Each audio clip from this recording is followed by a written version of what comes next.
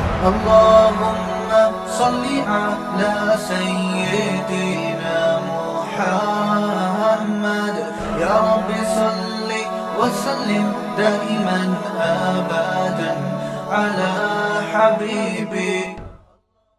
حضرت حکیم الامہ مولانا اشرف علی تھانوی رحمہ اللہ تعالی کا جو کمال تھا، انہوں نے معاملات کے دین کو زندہ کیا ہے.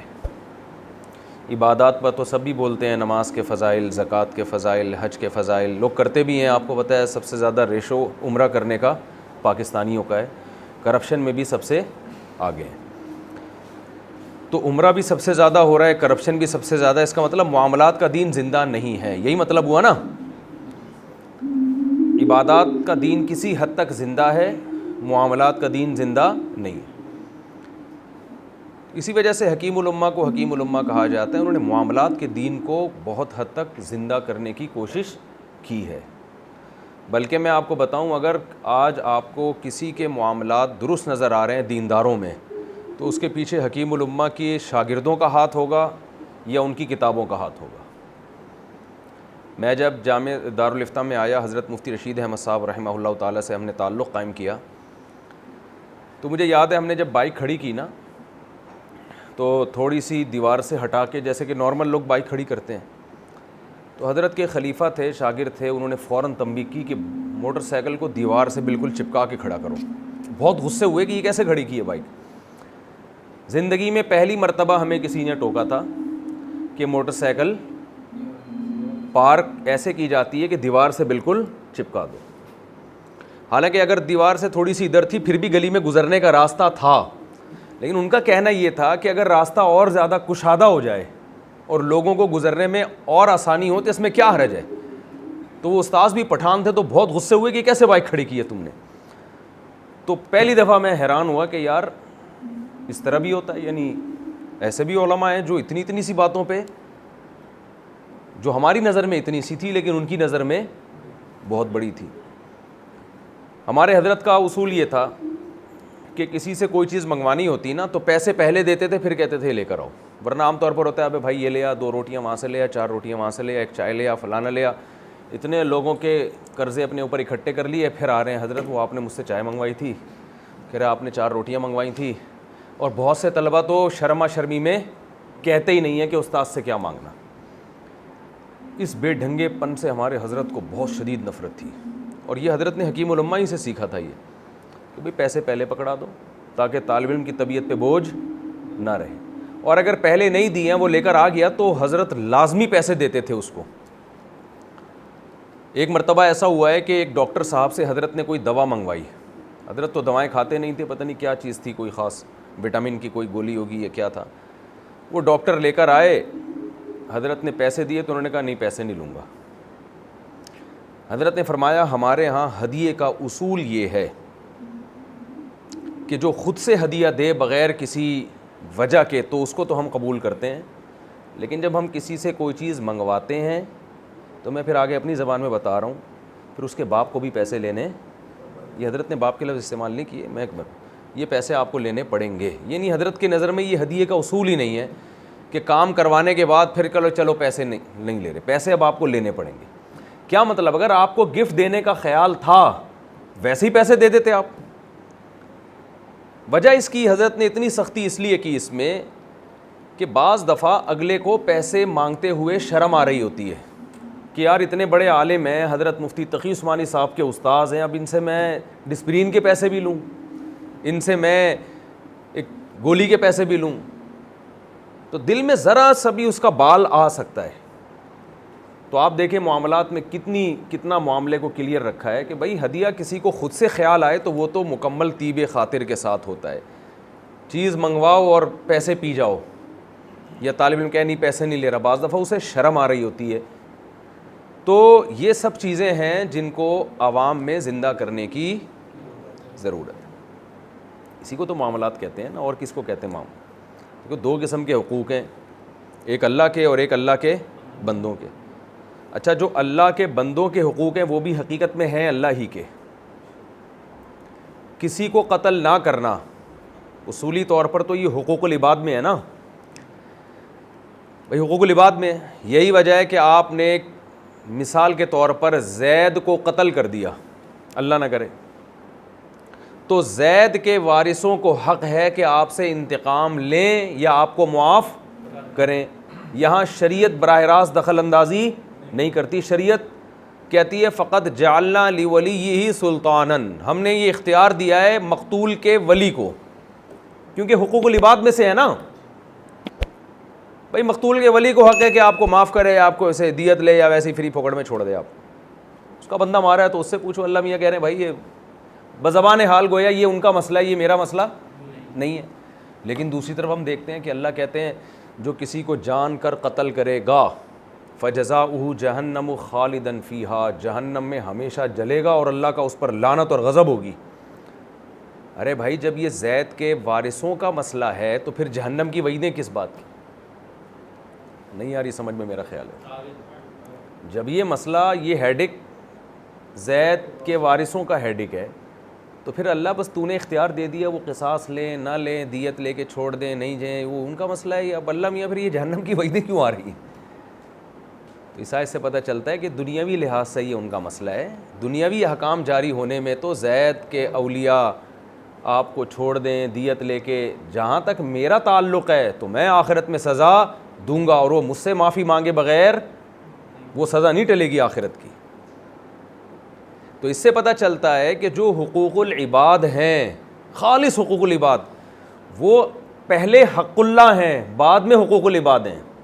اصل سزا تو اس میں اللہ کی طرف سے ملے گی. تو ہمارے ہاں جو یہ کانسیپٹ ہے نا کہ اسلام میں دو قسم کے حقوق ہیں، ایک اللہ کے اور ایک اللہ کی مخلوق کے، اس کا ایک صحیح مطلب ہے ایک غلط مطلب ہے. غلط مطلب یہ لیا جاتا ہے کہ جو مخلوق کے حقوق ہیں اس کا اللہ سے کوئی تعلق نہیں ہے. یہ غیر مسلموں کا نظریہ ہے. تبھی غیر مسلم کو اعتراض ہوتا ہے کہ چور کا چوری کرتا ہے تو ہاتھ کیوں کاٹتے ہو بھائی؟ اس کا ہوتا ہے کہ نہیں ہوتا؟ بھائی ایک آدمی نے کسی کے 20,000 روپے چوری کیے، فرض کرو وسیم بھائی کے، ستار بھائی نے وسیم بھائی کی چوری کی، کتنے؟ 20,000. وسیم بھائی کے 20,000 گئے ہیں. وسیم بھائی میں اگر تھوڑی سی عقل اور شعور ہوگا وہ کبھی بھی نہیں چاہیں گے کہ 20,000 کے بدلے میں ستار کا ہاتھ کاٹ دوں. تو کہیں گے 20,000 کا ہاتھ تھوڑی، ہاتھ تو 20 کروڑ کا ہے. وسیم کو خواہش یہ ہوگی کہ بھائی میرے 20,000 مل جائیں اور ستار کے 2-4 چترول بولو لگ جائیں. 20,000 میں اتنا ہی بنتا ہے، 2 تھپڑ 4 تھپڑ یا بہت زیادہ 1 مہینے کی جیل. کیا خیال ہے؟ تو اس لیے غیر مسلم اعتراض کرتا ہے بھائی جس کی چوری ہوئی ہے، جس کے 20,000 روپے گئے ہیں، اس کا حق ہے نا، اس کا نقصان ہوا ہے، وہ ہاتھ کاٹنے پر راضی نہیں ہے، اور آپ مدعی سست گویا گواہ چست، آپ اس کا مصداق بن کے کروڑوں روپے کا ہاتھ کاٹ رہے ہو 20,000 کے چکر میں. تو غیر مسلم جو ہے نا، غیر مسلم، اس کو یہ اعتراض ہوتے ہیں اسلامی سزاؤں پر. اس کی وجہ یہ ہے کہ اسے یہ معلوم نہیں ہے کہ اسلام میں حقیقی معنوں میں صرف حق اللہ ہی ہے، حق العباد حقیقی معنوں میں نہیں ہے. ہم سب اللہ کے غلام ہیں، اللہ نے ہمیں اپنے لیے بنایا ہے.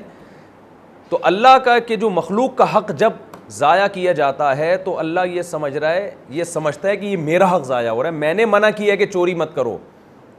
اب اگر تم چوری کر رہے ہو تو وسیم کا نقصان نہیں کر رہے، تم میرے حکم کی نافرمانی کر رہے ہو. ہاں اس کی مثال ایسے ہے جیسے رسول اللہ صلی اللہ علیہ وسلم نے فرمایا کہ قیامت کے دن اللہ تعالیٰ کہیں گے کہاں ہیں وہ لوگ جب میں بھوکا تھا تو انہوں نے مجھے کھلایا ہے بھائی، کہاں ہیں وہ لوگ جب میں پیاسا تھا تو انہوں نے، بولنے پر گورنمنٹ نے پابندی لگائی ہے، انہوں نے مجھے پلایا. لوگ کہیں گے اللہ تو کہاں بھوکا ہو سکتا ہے، تو کہاں پیاسا ہو سکتا ہے؟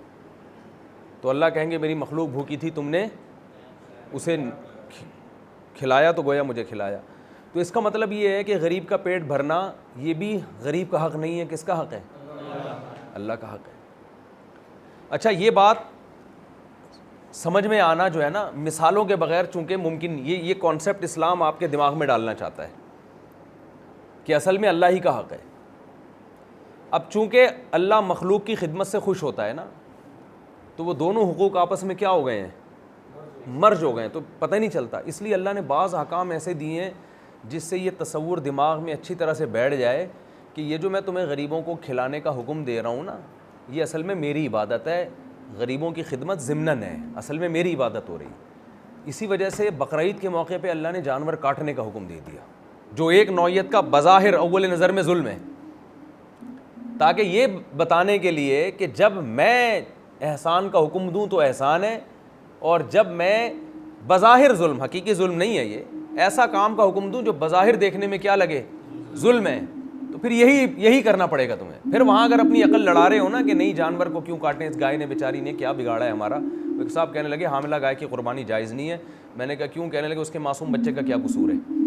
میں نے کہا اس ماں نے کیا کیا بیچاری نے، جو وہ کیا گناہوں کی کالک لے کے آئی ہوئی ہے، وہ اس کے بیل سے ناجائز تعلقات تھے، یا وہ باپ کی مرضی کے بغیر گھر سے بھاگی ہے.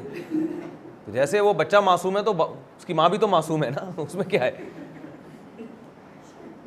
اسی وجہ سے صحابہ نے پوچھا یا رسول اللہ یہ قربانی کیا ہے، یہ قربانی کیا ہے؟ یعنی بظاہر اس کی لاجک سمجھ میں نہیں آتی. تو آپ صلی اللہ علیہ وسلم نے جواب دیا سنت ابیکم ابراہیم، تمہارے باپ ابراہیم کی سنت.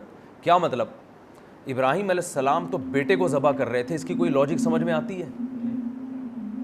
یعنی حقوق العباد میں سب سے بڑی حق تلفی کسی انسان کو قتل کرنا ہے. یہ پوائنٹ ٹو بی نوٹڈ ہے، اس کو خوب سمجھیں. حقوق العباد میں سب سے بڑا ظلم کیا ہے؟ قتل نفس سے بڑا کوئی ظلم ہے؟ کسی کے پیسے چرا لیں، کسی کی عزت آپ اچھال لیں، سب سے بڑا جرم کیا ہے؟ جان سے ہی بیچارے کو آپ نے مار دی. تو ابراہیم علیہ السلام کو قتل انسان کا حکم دیا گیا، انسان کے قتل کا. نمبر 2، انسان بھی مسلمان کا قتل کافر کے قتل سے بولتے کیوں نہیں؟ دگنا ہے. یعنی قتل کی نوعیت میں یہ جرم اس سے بھی بڑا جرم ہے. تیسری چیز آپ بیان کر لیں. تیسرا جرم بظاہر، تیسرا کیا ہے کہ چلو ان کی بات میں پہلے کر لیتا ہوں. بچے کا قتل، جو اگر مجرم ہو بھی تو بھی وہ مجرم نہیں ہے. نابالغ بچہ تو مکلف نہیں ہے نا، اس کی تو غلطی شریعت نے بھی معاف کی ہے. اس کے تو ساری، وہ تو روزہ رکھ کے توڑ دے تو کفارہ نہیں ہے اس کے اوپر، طلاق دے تو طلاق نہیں ہوتی، شادی ہو جاتی ہے. وہ بھی ابا کرائے گا تو ہوگی، ورنہ خود کی نہیں ہوگی. تو یہ یعنی یہ بچے کا قتل اس سے بھی بڑا جرم. اور چوتھی بات قطع رحمی، اپنی اولاد کا قتل، یعنی رشتہ دار کو قتل کرنا یہ اور بڑا جرم. اور رشتہ داروں میں اولاد اور باپ کا، اور ماں اور باپ یعنی والدین اور اولاد کا جتنا گہرا رشتہ ہے، صلہ رحمی سب سے زیادہ والدین اور اولاد کو ایک دوسرے کے بارے میں ہے. یعنی اس نوعیت کا قتل انسانی تاریخ میں اتنا بڑا جرم کہ اس نوعیت کے قتل سے بڑا جرم کوئی دنیا میں جرم ہو نہیں سکتا. اس کا ابراہیم علیہ السلام کو حکم دیا جا رہا ہے. اور یہ نوعیت کا جو سب سے بڑا جرم تھا، ابراہیم علیہ السلام کی سب سے بڑی عبادت سمجھا گیا ہے اس کو. یہ آپ سمجھیں گے میں موضوع سے ہٹا ہوا ہوں، اصل میں آپ کو جو فلسفہ ہے نا وہ سمجھانا چاہ رہا ہوں. یہ پھر میں آپ کو بتاؤں گا معاملہ ہو کیا رہا ہے آج کل مارکیٹ میں. یعنی غلط فہمی ہمارے ہاں کہاں سے آئی ہے. معاملات میں جو ہم اتنے ڈھیلے ہیں نا کہ جہاں چاہے بائکیں کھڑی کر دو، جہاں چاہے کسی کو بھی پیسے لے کے پی جاؤ، بہنوں کی وراثت نہ دو اور یتیموں کا مال کھا جاؤ، قرضہ لے کے پی جاؤ. تو یہ سب ہمارے ہاں یہ مسئلہ ہو کیا رہا ہے، یہاں سے یہ غلط فہمی ہو رہی ہے ہمیں. اب دیکھو دنیا میں حقوق العباد کے معاملے میں جو سب سے بڑا ظلم تھا وہ اللہ کے آرڈر کی وجہ سے سب سے بڑی عبادت. یعنی جب کسی کی آزمائش اور قربانی اور اللہ سے محبت کی مثال بیان کی جاتی ہے تو ابراہیم علیہ السلام کی قربانی ٹاپ لسٹ پہ ہوتی ہے. اسی وجہ سے اتخذ اللہ ابراہیم خلیلا، صدیقہ نہیں خلیل. خلیل اور صدیق میں آپ کو پتہ ہے فرق، جو کہ مجھے پتہ ہے نہیں پتہ ہوگا آپ کو، لیکن پھر بھی پتہ ہے، فرض کر لیتے ہیں پتہ ہے. صحیح ہے نا. تو لو کنت متخذا خلیلا لاتخذت ابا بکر خلیلا، حدیث میں ہے نا. تو اتنی بڑی عبادت بن گئی. وہ الگ بات ہے اللہ کی رحمت نے اس کا تقاضا کیا کہ بچے کو ذبح میں ہونے نہیں دوں گا، اللہ کی رحمت نے تقاضا کیا، لیکن اس نے یہ بتا دیا کہ اسلام اصل میں نام حقوق العباد کا نہیں ہے، کس کا ہے؟ حقوق اللہ، صرف اللہ ہی کا حق ہے اس میں۔ اسلام نے جب یہ کہا ہے نا کہ حقوق العباد بھی اللہ کا حق ہے، تو حقوق العباد کی ویلیو کو کئی گنا بڑھا دیا ہے۔ سمجھ میں آ رہی ہے بات؟ حقوق العباد کی ویلیو کو کئی گنا بڑھا دیا ہے۔ کل میں نے درخت پہ رپورٹ پیش کی، درخت کے بارے میں ایک، وہ مجھے انہوں نے پاک ایڈ ویلفیئر ٹرسٹ والوں نے کہا کہ درخت کے بارے میں آپ کچھ بیان کریں۔ میں نے کہا آپ دیکھو، یہ جو انگریز ہیں نا، یہ لوگ درخت بہت زیادہ لگاتے ہیں۔ میں آسٹریلیا گیا تو وہاں درخت کاٹنا ایسا بڑا جرم ہے جیسے گویا کہ قتل کرنا۔ آپ کے گھر کے باہر اگر درخت ہے نا، اس کو کاٹنے کے لیے اتنی پرمیشن ہے اور پتہ نہیں کیا کیا، اس کے بعد جا کے یعنی آپ کو یہ ثابت کرنا پڑے گا کہ اس پہ چڑیلیں آئی ہوئی ہیں، آسیب ہے، جو کہ قیامت تک آپ ثابت نہیں کر سکتے۔ صحیح ہے نا؟ بہت بڑا جرم ہے۔ اب آپ دیکھو، غیر مسلم درخت لگانے پہ بہت زیادہ حریص ہیں، اتنے درخت لگاتے ہیں، درخت کاٹنے نہیں دیتے، اور ان کے ملک میں جنگلات 25% جو ایک ریشو ہے کہ کسی بھی آباد ملک میں رقبے میں 25% کیا ہونا چاہیے؟ جنگلات۔ بعض ملکوں میں 30% ہیں، بہت زیادہ کیئر کرتے ہیں۔ وجہ کیا ہے؟ وہ اس کو حقوق العباد سمجھتے ہیں کہ ہم سب انسان ہیں، اور درخت کٹے گا تو ہم سب کو، بولو نا، نقصان۔ تو ایک آدمی اگر اس کے گھر کے باہر درخت ہے، وہ اپنا انفرادی مفاد نہیں دیکھتا، وہ اپنا قوم کا اجتماعی مفاد دیکھتا ہے کہ یار کوئی بات نہیں، برداشت کر لو، تھوڑے سے پتے آ رہے ہیں نا اس طرف کو، کبھی کبھار وہ پتے گر جاتے ہیں، صفائی کرنی پڑتی ہے، وہ اجتماعی مفاد دیکھ رہا ہے۔ اسلام میں درخت لگانا کس کا حق ہے؟ بولو، اللہ کا حق۔ رسول اللہ صلی اللہ علیہ وسلم نے فرمایا جس نے درخت لگایا، میں پہلے سمجھتا تھا یہ صحیح مسلم کی حدیث ہے، بعد میں دیکھا تو بخاری میں بھی ہے، متفق علیہ صحیح حدیث، کہ جس نے درخت لگایا، جب تک پرندے اس درخت سے، جانور اس درخت سے، انسان اس درخت سے فائدہ اٹھائیں گے، اس کو قبر میں ثواب ملتا رہے۔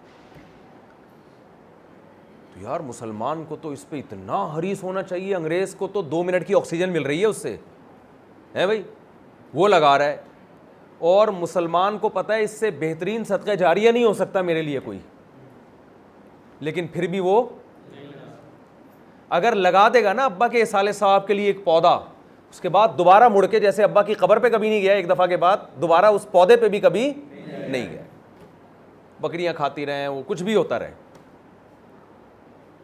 وجہ کیا ہے کہ ہم اس پودا لگانے کو حقوق العباد سمجھتے ہیں کہ یار فائدہ ہو جائے گا تھوڑا سا، تو فائدہ ہو کے کیا کرنا ہے ہم نے؟ صحیح ہے نا، ہمارا یہ تصور ہے کہ فائدہ ہو گیا تو تھوڑی سی آکسیجن کا لیول بڑھ جائے گا تو کیا ہو گیا، حالانکہ ہمیں اس پر، اس کی ایک اور مثال دیتا ہوں۔ کل پرسوں میں بیان کر رہا تھا، ایک صاحب نے مجھ سے کہا کہ میں کورونا کی ویکسین کیوں لگاؤں۔ ابھی میں کورونا کے فضائل نہیں بیان کروں گا، ایک مثال آ گئی ہے سامنے کہ میں کورونا کی ویکسین کیوں لگاؤں، میں کورونا کی ویکسین کیوں لگاؤں؟ میں اللہ پہ توکل کرتا ہوں، مجھے ضرورت نہیں ہے، اور میں اس پہ ایگری ہوں، اگر میں کورونا سے مر گیا تو مر گیا، میں اس پہ ذہنی طور پر تیار ہوں، تو میں نہیں لگا رہا۔ میں نے اس سے کہا، میں نے کہا دیکھو، جس چیز میں لوگوں کا اجتماعی فائدہ ہوتا ہے نا، آپ چائنا میں ایک آدمی، اچھا وہ کہنے گورنمنٹ زبردستی کیوں ٹھوس رہی ہے ویکسین، میری پرسنل لائف ہے، میں ذاتی طور پہ نہ لگاؤں تو نہ لگاؤں، یہ گورنمنٹ زبردستی کیوں ٹھوس رہی ہے؟ میں نے کہا چائنا میں جو ایک آدمی جس کو فرسٹ ٹائم کرونا ہوا تھا، اگر اس وقت ویکسین دریافت ہو جاتی اور وہ یہ کہتا، گورنمنٹ اس کو پکڑ کے زبردستی لگاتی کہ نہیں لگاتی، یا علاج اگر اس وقت دریافت ہو چکا ہوتا، ویکسین تو نہیں لیکن کرونا ہونے کے بعد تو اس کا علاج ابھی تک دریافت نہیں ہوا نا، لیکن فرض کرو ہو چکا ہوتا اور اس کا علاج ہوتا ہے ایک ٹیکہ، تو وہ جو ایک کمبخت تو نہیں کہنا چاہیے، اس بیچارے کو تو خود سے نہیں ہوا، اللہ کی طرف سے ہو گیا، تو اس کو اگر گورنمنٹ یہ کہتی کہ ہم آپ کو ٹیکہ ٹھوکیں گے تاکہ آپ ٹھیک ہو جائیں اور یہ وائرس ختم ہو جائے، وہ کہتا میں کیوں لگاؤں، میں مرنا چاہتا ہوں، تو آپ اس کو مرنے دیتے؟ ہم کہتے بھائی تو مرے گا لیکن یہ وائرس اس وقت تک 25-30 لوگوں تک پہنچ چکا ہوگا۔ ایک آدمی دنیا میں اگر کرونا کا باقی رہ گیا نا تو تو اس سے یہ دوبارہ پوری دنیا میں اسی طرح پھیلے گی جیسے چائنا کے ایک آدمی سے پھیل گئی. تو میں نے کہا اس میں گورنمنٹ جو ٹیکے زبردستی ٹھوس رہی ہے نا, یہ آپ کے نالائق ہونے کی دلیل ہے کہ اتنی سینس والی بات آپ کی سمجھ میں نہیں آ رہی. آپ کو تو خود زبردستی لگانا چاہیے اپنے نہیں یعنی دوسروں کے لیے. تو میں یہ عرض کر رہا ہوں کہ ہمارے ہاں اجتماعی چیزوں میں کہ بھائی ان چیزوں کا تعلق حقوق اللہ سے, اصل میں حقوق اللہ سے ہے. یعنی اگر آپ کی وجہ سے کسی انسان کو ضرر ہوگا تو اس کام سے بچنا حق اللہ ہے. اللہ کے حق کی وجہ سے آپ کے لیے اس سے بچنا فرض ہے. اگر آپ نہیں بچو گے آپ گناہگار ہوگے. اس پہ ریڈ سگنل پہ ہم جو گاڑی روکتے ہیں, کیوں روکتے ہیں؟ اس لیے کہ آپ کہو تو میں تو تیار ہوں اس کے لیے, ٹکر ہو جائے تو کوئی مسئلہ, میں تو ابھی جلدی میں جا رہا ہوں, میں رسک لینے کے لیے تیار ہوں. بھائی آپ کو جب ٹکر ہوگی تو صرف آپ کو نقصان نہیں ہوگا, ہو سکتا ہے وسیم بھائی گھٹنوں سے محروم ہو جائیں, ہو سکتا ہے کوئی ستار نام کا آدمی جا رہا ہو. وہ ایک ٹرین کے ٹریک پہ لکھا ہوا تھا, لوگ مانا گاؤں کے لوگ وہ ٹرین کے ٹریک پہ بیٹھ کے قضائے حاجت کرتے تھے, عادت تھی. گورنمنٹ سمجھا کے تھک گئی, مان نہیں رہے تھے لوگ. تو ایک دن کسی نے بورڈ لگا دیا کہ آپ روزانہ اس پٹری پہ بیٹھ کے ہاتھ سے تشریف دھوتے ہیں, ایسا نہ ہو کسی دن تشریف سے ہاتھ دھونے پڑ جائیں. اچانک ٹرین آئے گی, کسی دن آپ کو تشریف سے ہاتھ دھونے. تو تشریف پہ ویکسین لگوا لی جائے اس سے پہلے کہ تشریف سے ہاتھ, بہت سے لوگ تشریف سے ہاتھ دھو بیٹھیں گے. تو اجتماعی چیزوں میں کہ میری وجہ سے دوسرے کو ضرر نہ ہو. میں نے جب ویکسین لگائی تو مجھے بھی یہ خطرہ تھا کہ یار کیونکہ پروپیگنڈا بہت زیادہ ہو رہا ہے, لیکن بھائی ڈاکٹروں سے پوچھا, ڈاکٹر کہہ رہے ہیں بھائی آپ دوسروں کی خاطر لگواؤ کہ یہ پھیلے نہیں بیماری. ایک آدمی سے بعد لگوائی ہے, تو پہلے تو ایجاد ہی نہیں ہوئی تھی نا, کیونکہ ہمیں جب کورونا ہوا ہم تو ٹھیک ہو گئے, لیکن میرے گھر والوں کو ہو گیا. پھر اس کے بعد وہ اتنا خطرناک ہوا کہ بڑی مشکل سے صحت ملی ہے, اور پھر ان کی وجہ سے پتہ نہیں اور کتنے لوگوں کو ہو گیا ہوگا. تو ہم تو ٹھیک ٹھاک گھوم رہے ہیں, لیکن پتہ نہیں کتنے بندے ہم نے قبر میں پہنچا دیے ہوں گے. وہ تو قیامت میں پتہ چلے گا کہ اللہ تعالیٰ کہیں گے یہ جو بزرگ فی الحال ان کا ارادہ دنیا سے جانے کا نہیں تھا, یہ جو الفلاحیہ مسجد کے امام صاحب اور مفتی طارق مسعود صاحب کو جو کرونا ہوا تھا, یہ اس دن جو ان کے منہ پہ آگے چھینکے تھے تو یہ تو خود تو بچ گئے تھے, لیکن اگلے کا انا للہ انہوں نے کرا دیا. اللہ نہ کرے اس کا اللہ اگر حساب مانگ لے تو کیا جواب ہے آپ کے پاس. تو معاملات میں اس چیز کو سمجھنا ضروری ہے کہ یہ عبادات ہی ہیں. یہ تو فقہاء نے آسانی کے لیے اس کی تقسیم کر دی ہے کہ ظاہری لحاظ سے یہ معاملات ہیں, حقوق العباد ہیں, اور ظاہری لحاظ سے, ورنہ اسلام میں حق اللہ, حقوق العباد بھی کس کا حق ہے؟ اللہ. اس لیے اس پہ سزائیں بہت ہیں. اب آپ یہ دیکھو, قرآن کہہ رہا ہے کہ ان الذین یاکلون اموال الیتامی ظلما انما یاکلون فی بطونہم نارا. جو یتیم کا مال کھاتا ہے, یتیم کے مال پہ جب بھی آپ بیان کریں گے نا, ایک بات ذہن میں رکھیں, میں چونکہ عوامی مزاج کو سمجھتا ہوں بہت حد تک, ہمارے ہاں بہت سارے بیان علماء کے وہ مس کالوں کی طرح ضائع ہو جاتے ہیں. اس پہ آپ بڑی وعیدیں سناتے ہیں پبلک کو, آپ قرآن کی آیتیں سناتے ہیں, آپ حدیثیں سناتے ہیں, لیکن لوگ سمجھتے ہیں ہمارے بارے میں ہو ہی نہیں رہا ہے, یہ تو یتیموں کا مال کھانے کے بارے میں ہو رہا ہے, ہم تو یتیموں کا مال کھاتے ہی نہیں ہیں. سمجھ رہے ہیں؟ ہمارے علماء کے بہت سے بیان وہ ایک مس کال کی طرح ضائع ہو جاتا ہے, حالانکہ بڑے زبردست بیانات ہوتے ہیں وہ. تو مولانا نفیس صاحب جانتے ہیں, جب میں درس قرآن کی ٹریننگ دیا کرتا تھا, اس بات پہ بہت فوکس کیا کرتا تھا, قرآن کی آیتوں کو موجودہ زمانے پر منطبق کریں. اس کی ایک اکثر میں مثال بھی دیتا ہوں. قرآن میں آتا ہے وَيْلٌ لِّلْمُطَفِّفِينَ الَّذِينَ إِذَا اكْتَالُوا عَلَى النَّاسِ يَسْتَوْفُونَ. تباہی بربادی ہے ان لوگوں کے لیے جو ناپ تول میں کمی کرتے ہیں, اپنا حق پورا لیتے ہیں اور دیتے ہوئے ڈنڈی مارتے ہیں. جب آپ اس آیت پہ بیان کرو گے تو صرف پیاز, ٹماٹر, آلو والے سمجھیں گے کہ یہ ہمارے بارے میں بیان ہو رہا ہے, مدرسے کے استاذ سمجھیں گے ہمارے بارے میں بیان نہیں ہو رہا, طلبہ سمجھیں گے ہمارے بارے میں بیان نہیں ہو رہا, گورنمنٹ کے امپلائیز سمجھیں گے ہمارے بارے میں بیان نہیں ہو رہا, آرمی کے آفیسر سمجھیں گے ہمارے بارے میں بیان نہیں ہو رہا, فوجی سمجھیں گے ہمارے بیان میں بیان نہیں ہوگا, پولیس سمجھے گی ہمارے بارے میں بیان نہیں ہو رہا, میاں سمجھے گا میرے بارے میں نہیں, بیوی سمجھے گی میرے بارے میں نہیں, ساس سمجھے گی میرے بارے میں نہیں, بہو سمجھے گی میرے بارے میں نہیں. لیکن آپ ایک اصول ہمیشہ قرآن کا یاد رکھیں, اس سے آپ کو انشاءاللہ بہت فائدہ ہوگا. وہ اصول پتہ ہے کیا ہے؟ قرآن ہمیشہ جزیات کے ضمن میں اصول بیان کرتا ہے. یہ اللہ کی اور نبی کی عادت ہے. ایک اہل حدیث سے میری بحث ہوئی, وہ کہنے لگے کہ ایصال ثواب صرف صدقات و خیرات کا جائز ہے. کس کا جائز ہے؟ قرآن پڑھ کے بخشنا, نماز پڑھ کے ثواب پہنچانا, یہ نہیں ہے. میرا مقصد ابھی مناظرے سنانا نہیں ہے, میرا مقصد جو میں آپ کو دعویٰ کر رہا ہوں نا, مثال سے بات سمجھ میں آتی ہے نا. قرآن کی عادت ہے, قرآن مثالوں سے بات سمجھاتا ہے نا. تو انہوں نے کہا حدیث میں صدقے کا ذکر ہے. صحابی نے پوچھا, ایک روایت میں صحابیہ کا ذکر ہے, ایک میں سعد بن عبادہ رضی اللہ عنہ کا ذکر ہے کہ میری ماں کا انتقال ہو گیا, میں ان کے لیے صدقہ کرنا چاہتا ہوں. افا اتصدق عنہا. ایک میں اب بعد میں دیکھا ایک حدیث میں باپ کا بھی ذکر ہے, لیکن ان سے جو میری ڈیبیٹ ہو رہی تھی وہ ماں کے بارے میں کہ ماں کا ذکر ہے. تو وہ کہنے لگے اس میں صدقے کا ذکر ہے, صدقے کے علاوہ کسی اور چیز کا ذکر نہیں, تو صدقہ جائز ہے. میں نے کہا اس میں تو ماں کا ذکر ہے, باپ کا تو نہیں ہے, تو پھر صرف ماں کے لیے ایصال ثواب جائز ہونا چاہیے, باپ کے لیے. اور چلو دوسری حدیث ہمیں مل گئی اس میں باپ کا ذکر ہے, تو پھر دادا کے لیے تو نانا کے لیے نہیں ہونا چاہیے. آپ کو چلو وہ بھی ضمناً ماں باپ میں ہی داخل ہے, تو پھر پھپھی کے لیے تو بالکل ایصال ثواب اسلام میں حرام ہے. کیا ہو گیا بھائی؟ اسلام میں خالہ کے لیے آپ ثواب, ابا اماں کے لیے تو ہو سکتا ہے, جبکہ اہل حدیث حضرات کہتے ہیں صدقہ ہر میت کے لیے جائز ہے. تو یہاں اماں سے مراد اماں نہیں ہے, مرحوم ہے. تو صدقے سے مراد صدقہ نہیں ہے, نیکی ہے, کیونکہ صدقہ کیا ہے ایک, تو یہ جزیہ ہے, لیکن اس سے قاعدہ کلیہ بیان کیا جا رہا ہے, اصول بیان کیا جا رہا ہے کہ مرنے کے بعد میت کا اپنا اخپل عمل تو ختم ہوتا ہے, دوسرے کا عمل اس کے لیے ختم نہیں ہوتا. یہ قاعدہ ہے, اس پہ آپ کروڑوں جزیات فٹ کر سکتے ہیں.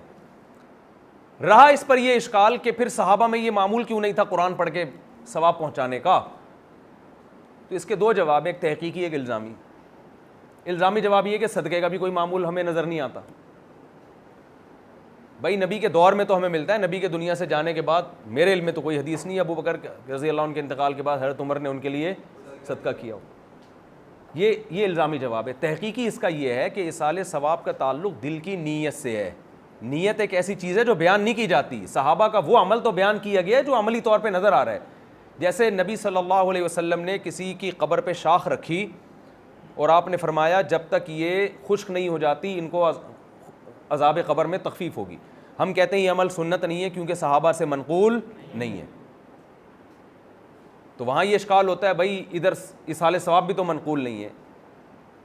بھائی شاخ رکھنا ایک ایسا عمل ہے جو نظر آ رہا ہے, نقل ہوتا, جبکہ ایصال ثواب کا تعلق کس سے ہے؟ صحابی کا صدقہ تو نظر آئے گا, ان کی نیت کیا, یہ کوئی بورڈ تھوڑی لگانا ہے اس میں کہ یہ جیسے مسجدوں میں لکھا ہوتا ہے, مسجد میں جا کے تو آپ دیکھیں نا, پنکھا ماموں کے لیے, یہ میرے چاچا کے لیے, یہ والا پنکھا میری ممانی کے لیے, یہ میرے مرحوم دادا کے لیے, لوگوں نے لکھا ہوتا ہے نا امام صاحب نے, یہ کھڑکی ان کے لیے. وہ لوگ سمجھتے ہیں فرشتوں کنفیوز ہو جائے گا, وہ اس کو سیدھے سے بتا دو, ایسا نہ ہو اس کھڑکی کا ثواب ممانی کو پہنچا دیں, ممانی والا خالہ کو پہنچا دیں, اور یہ اے سی کا ثواب جو ہے وہ پڑوسیوں کی قبر میں چلا جائے. تو وہ پورا لکھا ہوا ہوتا ہے, تو اس تکلف کی ضرورت, دل میں نیت کافی ہے نا. تو صحابہ سمجھتے تھے, تو اس لیے نقل نہیں ہے. تو اس کی ایک اور مثال قرآن کہتا ہے وَلَا تَقُلْ لَهُمَا اُفٍّ, ماں باپ کو اف مت کرو, ماں باپ کو اف مت کرو. تو اصل میں یہ اصول بیان کیا جا رہا ہے تکلیف نہ دو. اف ایک جزیہ ہے, اس میں بلاغت ہے. سوال پیدا ہوتا ہے جب کلیہ ہی بیان کر دیا جاتا ہے نا, تاکہ ہمیں اس ڈیٹیل کی ضرورت نہ ہوتی, اس فقہ کے اصول بیان کرنے کی ضرورت نہ ہوتی. بھائی اس لیے بیان کیا وہ کہ اف میں تکلیف انتہائی کم ہوتی ہے. تو کلیہ یہ ہے کہ اتنی سی تکلیف دینے کی بھی اجازت نہیں ہے جتنی اف کا کلمہ کہنے میں ہوتی ہے. تو اس سے بڑی تکلیف تو بطریق اولا ناجائز ہے. تو اصل میں اصول بیان کیا جا رہا ہے جزیات کے ضمن میں. تو ایک تو اس لیے جزیات کے ضمن میں اصول بیان کیا جاتا ہے کہ اس میں کوئی بلاغت کا نقطہ ہوتا ہے. ایک اس لیے بھی کہ اس قرآن کے اولین مخاطب امی لوگ ہیں. امی لوگوں کو جو پڑھانے کا سکھانے کا طریقہ ہوتا ہے وہ مثالوں سے ہوتا ہے, وہ اصول فقہ کے طریقوں سے نہیں ہوتا. اب آپ اصول فقہ حسامی کی کتاب لے کے ایک دیہاتیوں میں بیٹھ جائیں اور ان کو پڑھائیں, وہ کہیں گے یہ کیا ہے بھائی, یہ والا اسلام ہماری کھوپڑی میں نہیں آ رہا. ٹھیک ہے نا. تو جب بھی آپ اپنی بات سمجھاتے ہیں کوئی اصول, تو سادہ طریقہ اس کا جو نیچرل طریقہ ہے وہ یہ ہے کہ آپ اصول ہمیشہ جزیات سے سمجھائیں گے. یہ نہ کرو, یہ نہ کرو, اس سے وہ عقل مند خود ہی سمجھ جائے گا کہ یہ نہ کرو کا مطلب کیا ہے. جیسے بتا دیا کہ ماں کے لیے ایصال ثواب کر سکتے ہو, تو مطلب مرحوم کے لیے کر سکتے ہو. سمجھتا نہیں ہے نا بات. اچھا, تو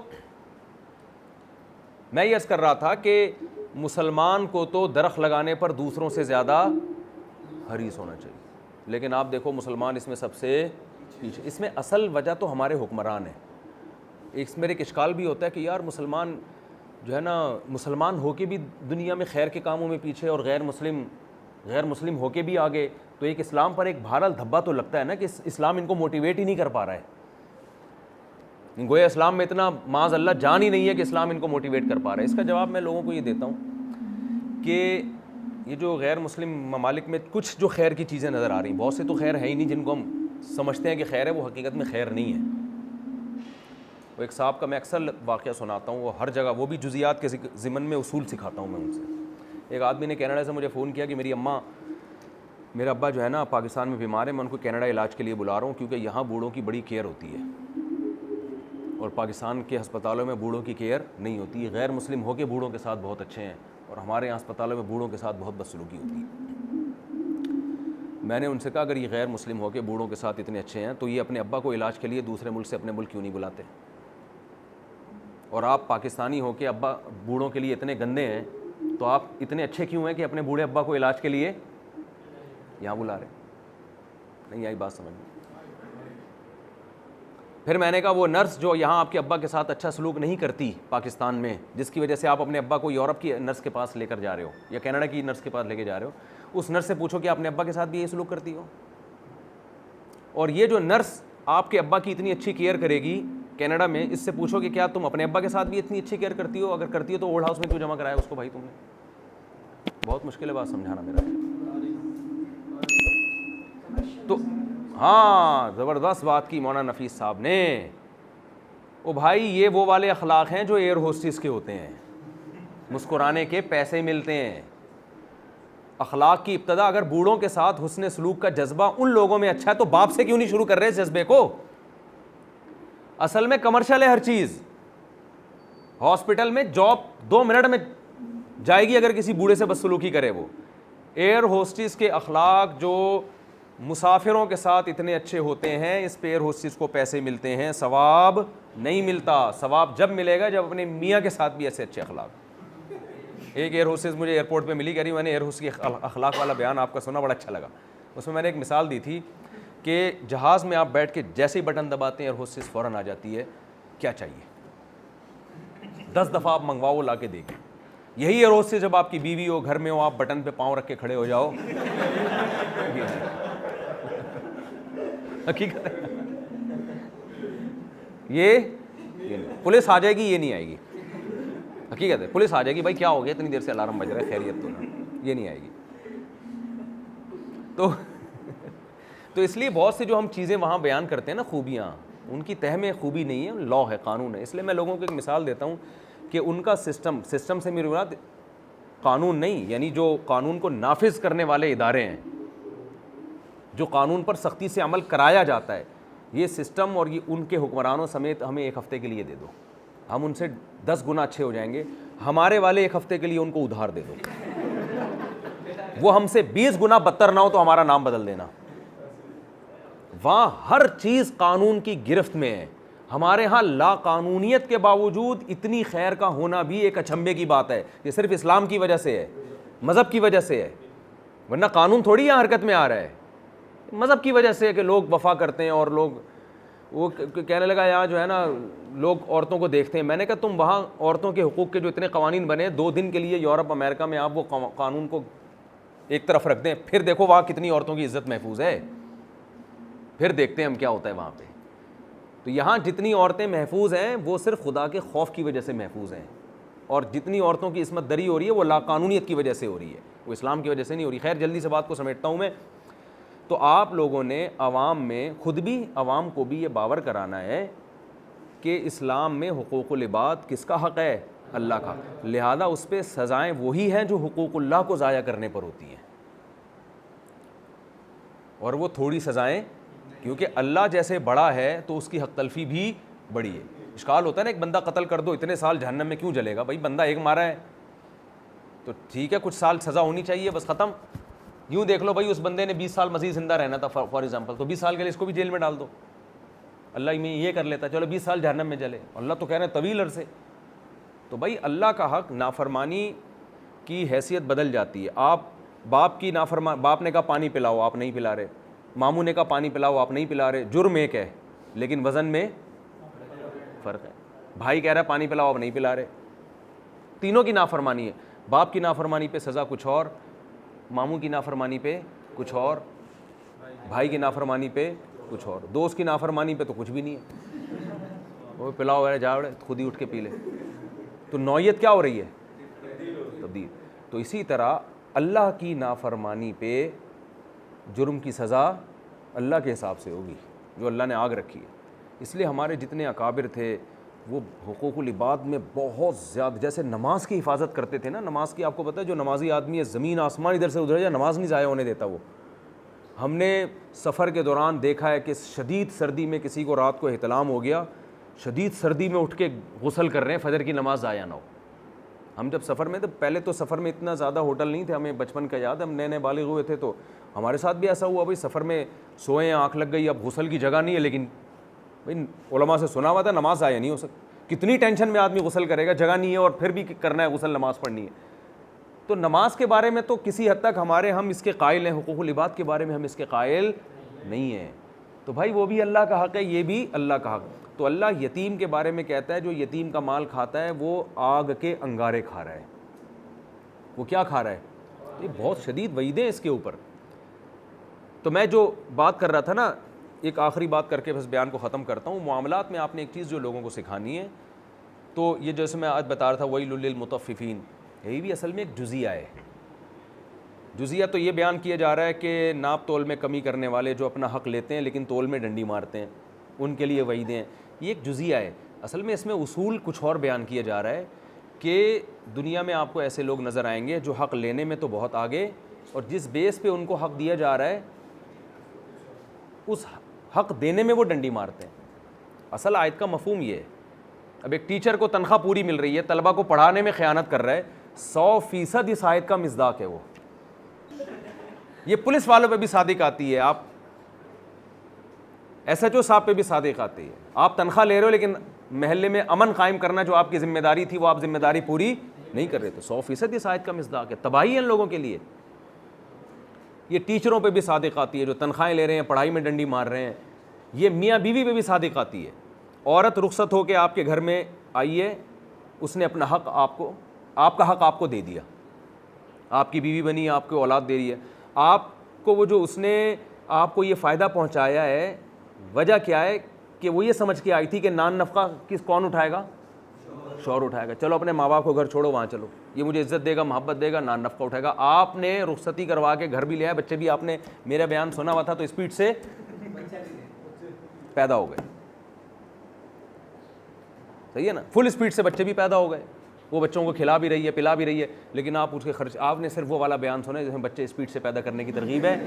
حاملہ عورت کی صحت کا خیال رکھنا ہے, اس کو کھلانا پلانا ہے, جو فیڈ کرانے والی بچی ہے اس کی خوراک کا, عورت ہے اس کی خوراک کا خیال کرنا ہے, اس پہ کام کا بوجھ کم ڈالنا ہے. یہ والے آپ اتفاق سے اس دن بیان میں موجود نہیں تھے. وہ ایک آدمی گیا ٹی وی کا اینکر انٹرویو لینے کے لیے, تو دیکھا کہ ایک آدمی گڑھا کھود رہا ہے اور دوسرا فوراً اس میں مٹی ڈال کے بند کر رہا ہے. اس نے کہا یہ کیا حماقت ہے, اتنی محنت سے یہ گڑھا کھود رہا ہے, دوسرا مٹی ڈال رہا ہے. اس نے پوچھا یہ کیا ماجرا ہے؟ اس نے کہا بھائی دیکھو 3 آدمیوں کو گورنمنٹ نے پروجیکٹ دیا ہے, ایک گڑھا کھودے گا, دوسرا پودا لگائے گا, تیسرا پھر اس گڑھے کو بند کرے گا. تو پودا لگانے والا اتفاق سے چھٹی پہ گیا ہوا ہے, ہم لوگ اپنی ذمہ داری پوری کر رہے ہیں. پودا لگانے والا اتفاق سے چھٹی پر, تو ہم نے کہا اپنا گورنمنٹ کے کام تو اسی طرح ہوتے ہیں نا. اب آپ دیکھو نا, پہلے سڑک بنتی ہے, پھر اس کے بعد کھدائی ہوتی ہے اس سڑک کی, کیونکہ پانی کی لائن ڈالنے والے کو بعد میں ملا ہوتا ہے. تو گورنمنٹ کے کام ایسے ہی ہوتے ہیں. تو آج پبلک کے کام بھی, 4 شادیوں پر بیان سنا تھا, عدل والا بیان اتفاق سے اس دن موجود تھے نہیں. صحیح ہے نا, کہ برابری بھی کرنی ہے. تو یہ بیوی پہ بھی صادق آتا ہے, شوہر پہ بھی. عورتیں شوہر کو نچوڑ لیتی ہیں پورا, کھا کھا کے اس کی آمدن کی ایسی کی تیسی. یہ کل ایک بڈھا آیا میرے پاس بیچارہ, اتنی ٹینشن میں کہہ رہا ہے میں دبئی میں لاکھوں روپے کما کے میں بیوی کو کھلا دی, اب میں ریٹائر ہو گیا ہوں, تو اب میں سوائے گھر میں صلواتیں سننے کے میرا کوئی کام نہیں. تو عورت نے کیا کیا, اس کو پوری آمدن, صحت بھی نچوڑ لی اس کی, پیسہ بھی نچوڑ لیا, اب وہ کسی کام کا نہیں ہے, تو اب بیچارہ وہ سوائے تانے سننے کے. تو یہ بھی اس آیت کا کہ اپنا حق تو آپ نے پورا وصول کر لیا, اب اس کا حق یہ ہے کہ اس کو بڑھاپے میں بڑا سکون. تو ہو سکتا ہے جھوٹ بول رہا ہوں, لیکن ایسا ہوتا تو ہے نا, بعض لوگوں کے ساتھ تو بہرحال ایسا ہوتا ہے. تو وہ مجھے پتہ ہے کیا کہتا ہے, کہتا ہے میں آپ کے پاس آیا ہوں تھوڑا سکون حاصل کرنے کے لیے. وہ بوڑھا بیچارہ مجھے یہ کہہ رہا ہے میں آپ کے پاس آیا ہوں تھوڑا آپ کے پاس آ کے طبیعت ریلیکس ہو جاتی ہے, کہہ رہے گھر. تو میں نے کہا یار آپ اندازہ لگاؤ اس آدمی کی زندگی, تو یہ تو مرے گا تھوڑے دنوں میں, کیونکہ اب یہ تو گھر میں پڑا ہوا ہے بیچارہ, ریٹائر ہو گیا, سکون کے لیے میرے پاس آ رہا ہے. حالانکہ سکون کے لیے قرآن میں کہیں ہے کہ لتسکنوا الیہ, سکون کے لیے تو بیوی کا تذکرہ ہے, لتسکنوا الیہا کہیں ہے لتسکنوا الیہ, الٹا ہی ہو گیا, وہ میرے پاس آ رہا ہے سکون کے لیے. تو میں نے 2-3 چٹکلے اس کو سنایا نا, بڑا ہنسا نا. اس کے بعد یہ کہنے لگا کہ میں آیا اسی وجہ سے تھا کہ میں پاگل ہو گیا ہوں گھر میں نا. تو میں نے کہا اگر آپ لوگ سکون کے لیے میرے پاس آئیں گے, میں سکون کے لیے کس کے پاس جاؤں گا. وہ ہمارے محلے میں ایک فاحشہ لڑکی تھی, شکر ہے چلی گئی. وہ دروازے پہ کھڑی رہتی ہے, لڑکوں کو دعوت دیتی تھی, اللہ معاف فرمائے. وہ خیر گھر تبدیل کروا دیا ان کا لوگوں نے. تو ایک بندہ میرے پاس آیا, کہہ رہا ہے یار عجیب عورت ہے یہ. میں نے کہا کہ کہہ رہے مجھے کہہ رہی ہے مجھے لے کے بھاگ جاؤ. میں نے کہا پھر تم نے کیا کہا, کہہ رہا ہے میں نے کہا میں تجھے لے کے بھاگوں گا, مجھے کون لے کے بھاگے گا پھر, میں تو کہیں کا نہیں رہوں گا نا, میں تو تجھے ٹھکانہ دے دوں گا, تیرا کوئی ٹھکانہ نہیں ہے کہ مجھے پھر کون ٹھکانہ دے گا. تو وہ بہاری تھے, وہ بڑے باتوں کے تیز تھے. کہنے لگے میں نے اس سے کہا کہ میں تجھے لے کے جب بھاگوں گا تو مجھے کون لے کے بھاگے گا, مجھے کون ٹھکانہ دے گا. اچھا, تو اسی طرح یہ جو یتیم کی آیتیں ہیں نا, یتیم کے بارے میں لوگ یہ سمجھتے ہیں عیدی سینٹر سے کسی یتیم کے چپل چرانے کے وعیدیں بیان ہو رہی ہیں. عیدی سینٹر میں جو لوگ کام کرتے ہیں تو صدقے کے بکرے آتے ہیں تو وہ بعض عملہ لوگ کھا جاتے ہیں.